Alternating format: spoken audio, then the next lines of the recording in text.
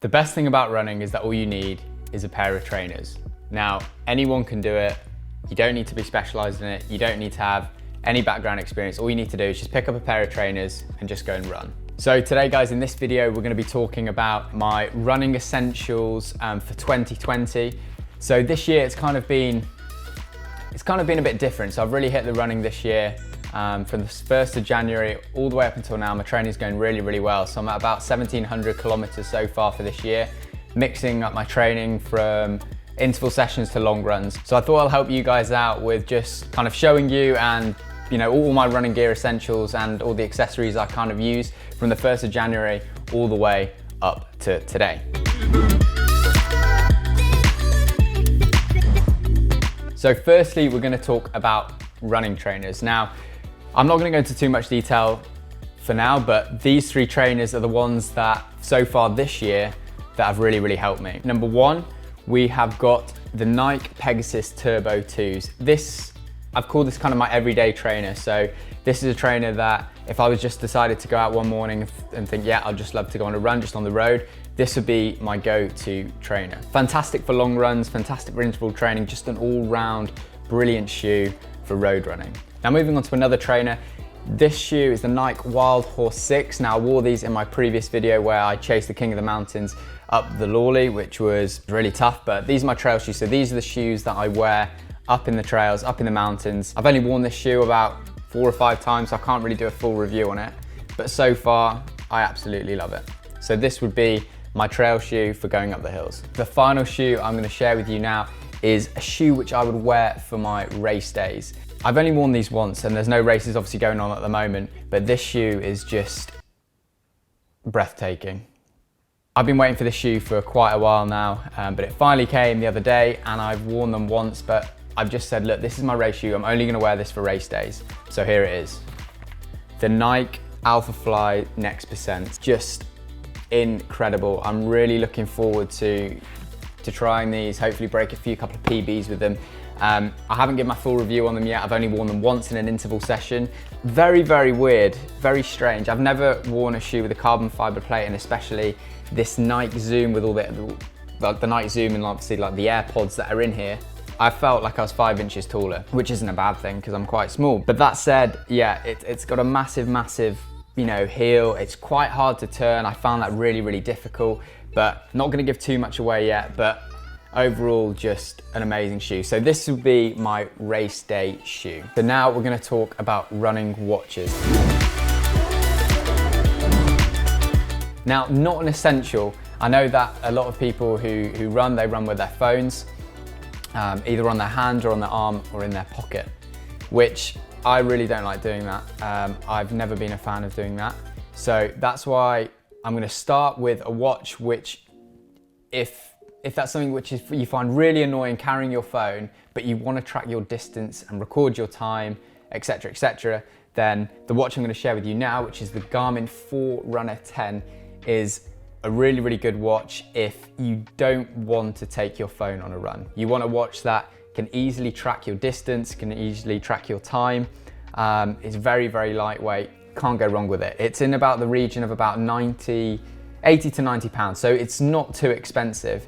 You can go for some other watches which are much more expensive, like the watch which I'm currently using at the moment, which is the Garmin Forerunner 245. You've got the Garmin 245 as a standard, and you've got the 245 as a music. Now, the only difference with that is that you can download your music from your Spotify or your Apple Music onto here, and it connects via Bluetooth to your headphones, so you don't have to take your phone when you run. So pretty good. But this watch, the Garmin Forerunner 245 Music, is a fantastic watch. I've had this watch now for about 3 or 4 months. Fantastic GPS, fantastic battery life, an all-round brilliant watch. Now for me, over the past few months, I've been having some coaching, some online coaching from AC Performance. Shout out to them, absolutely brilliant. What they do is they break my week down into interval sessions. So usually within the week, I'll have between 2 to 3 interval sessions. If you're like me and my memory is absolutely terrible,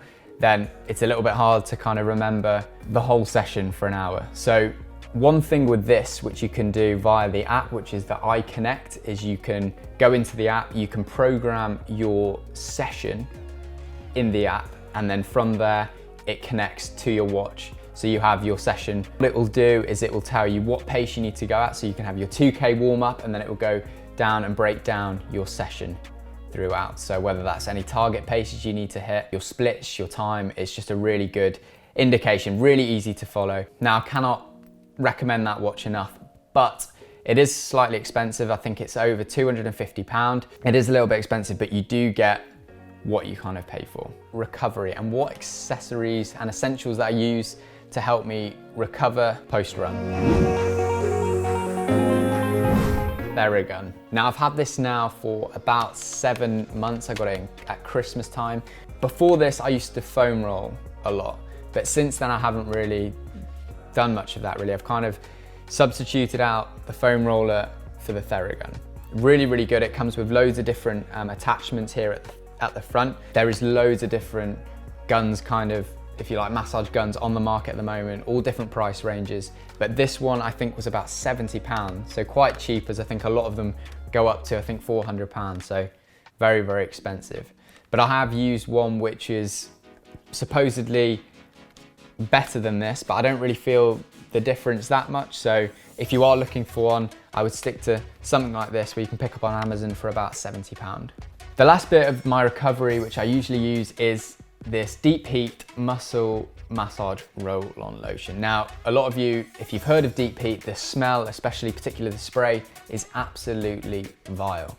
But with this, it's a herbal fragrance, so it's really, really nice. It's a lovely smell. But yeah, this is really, really good. It eases tight muscles. I've used about 3 or 4 of these this year, so this is a new one. It's really, really, really good. It just kind of just relaxes those muscles. Usually I put this on before a run if there's something tight, like if my hips have been quite sore at the moment, so before a run I've usually been putting this on. It kind of just eases those tight muscles before the run, and then also after I've had a shower, when I'm just relaxing, I'm chilling, doing a bit of light stretching, then I will put a little bit of this on, just to kind of help me with my recovery process. Running belts and vests.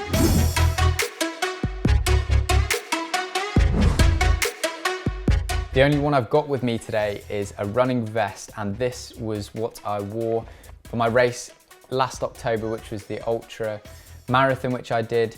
And this is the Ultimate Direction vest. It's a really, really good vest, very, very lightweight.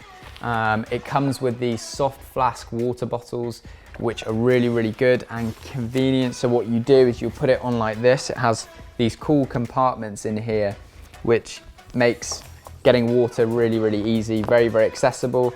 So it means you don't have to take your bag off and start fishing for your water. So some really nice little pockets here to keep your keys in, to keep your headphones, to keep your water, to keep any gels or food that you need kind of within your run. So this was such a good purchase, particularly for me prior to doing that ultra as well. So if you are looking to buy something like this for a race, I would recommend buying it before, giving it a try, see how it feels, because the last thing you want to do is buy a new vest like this and just wear it on race day, because it could rub and it could just be disastrous. I'll put the link to this in the description. Running socks.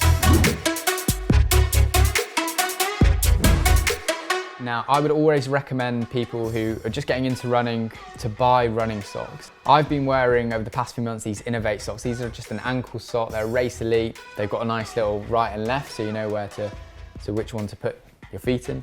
But really, really good. They're really lightweight, they're breathable. They're a really nice fit as well. Great material. You take it off after a run, your feet aren't soaking wet with sweat. They're just, they're really nice, breathable sock. I would recommend a cap. So this is an Innovate cap, very, very lightweight. Again, very breathable. It weighs absolutely nothing. Apple AirPods, really, really good. They're wireless, which is great, and it connects to my watch. So when I do go on runs, all I need to take is just my headphones and my watch, because the Garmin Forerunner 245 Music, I can just connect my podcast or whatever I want onto here. Now, I'm not a fan of listening to music when I run, I never really have, but On my easy runs, my longer days, usually on a Sunday when it's around 16+K, I like to just take these along, whack these in, listen to podcasts or an audio book. So really, really good. So if you're a fan and you like listening to music, then the AirPods are good. I wouldn't say they are a running headphone, they're more like a lifestyle headphone, but they still kind of work well. The Science in Sport hydration tablets. I usually have one of these just before my run. They do say take during as well, but if I've got a long run, I would usually, or before a race, I would take one of these, put it in a bottle of water, 500 milliliters of water, and I would just sip it prior, 2 hours before my race, just to kind of just make sure that I'm fully hydrated. Another drink that I usually take as well, which is known to have some great benefits for runners, some beetroot juice. Doing research and finding what to drink prior to running is something that I'm quite interested in. I'm really interested about how the body works. This is what it does, and I'm going to read this off. So it raises nitric oxide levels in your body. Nitric oxide can increase blood flow, improving your lung function and strength muscle contraction for improved cardio, respiratory endurance and performance. So there you go. I think it works to just have a small shot of it in the morning before a run, maybe like an hour with my hydration tablet, and then I'm kind of ready to go there. A bit of a coffee, a bit of an espresso just to kind of pick me up, and then I'm ready to go. So guys, I hope you enjoyed the video today. Hopefully it's given you some tips about what trainers maybe to buy. I know kind of it was very, very brief, or maybe kind of what accessories regarding maybe some nutrition, some juice drink, maybe you want to do some further research into that and how it could help your running performance, or maybe it could be some recovery. Maybe your recovery isn't working at the moment and you want to try something different, or it may be you're looking at a new watch.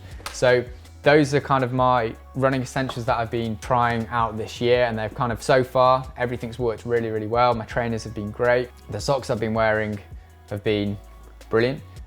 So yeah, so if you guys need any more information about anything, please drop me a comment, subscribe to the channel, and look forward to seeing you guys next time with a video that we're going to be bringing out next week. It's going to be a special video that I'm looking forward to sharing with all of you guys.